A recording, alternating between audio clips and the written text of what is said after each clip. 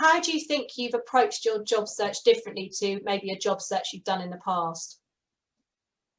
I think I've spent more time preparing, and then that's led me to be more targeted about the roles that I go for. So rather than, you know, treat it as a numbers game and apply to everything with the one-click apply that you can do on certain sites, I've thought I'm not going to do that. I'm going to make sure I know that I've got a good chance at the roles I apply for, because they're a good fit for various reasons, and you've got the experience, and also, you know, do your prep and call people up, you know, interact with them on LinkedIn first before you apply, you know, prime them up and differentiate yourself. So that not only helps your application, but it helps that person on the other end be more willing to employ you, because they'll warm to you more. You know, they'll think, oh yeah, I'm waiting for Matt's application to come in, and you're not just another CV, because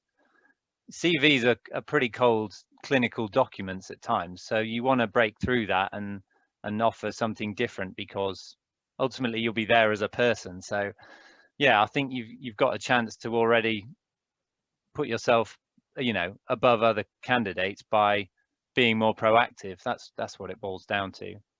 And what about the successes you've had? So with your process and your structured way of doing things and your very proactive approach to connecting with people and, you know, really creating some opportunities for yourself, what kind of successes have you had with that?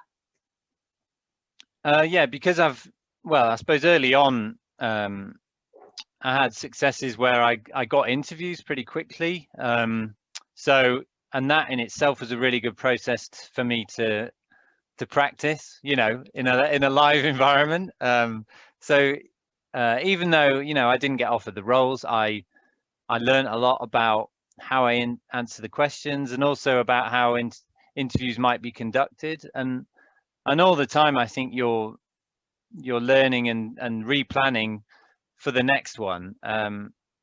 But you know, I think in terms of sort of applications versus interviews, my hit rate's been quite high, which shows that, you know, I'm at least getting a return on my application process. I've had very few applications where nothing's happened, you know, no one's come back to me, and that, I think that's really rewarding to know that you've got a shot. You know, if you get an interview at a company, it's people want to give you a chance. So you know that your CV is good, you know you're applying in the right sort of way, you know you've got people on the inside of those companies, let's say, who want you to get into that role. But every interview I've had so far, of the half a dozen or so interviews, has come from ultimately from networking and from the hidden jobs market. So I'd say it's always great to leverage your contacts. I think you've really uncovered some opportunities through making those connections. And the other thing I would say is, from our discussions, I would say at least about 80% of what you're putting out there results in some kind of conversation, if not a potential role in the future, which is high. You know, a lot of people put out hundreds of job applications and never get anywhere with them. So your approach obviously works because you're being very specific about what you're going after and who you're connecting with and who you're speaking to. And, you know, it's clearly working for you.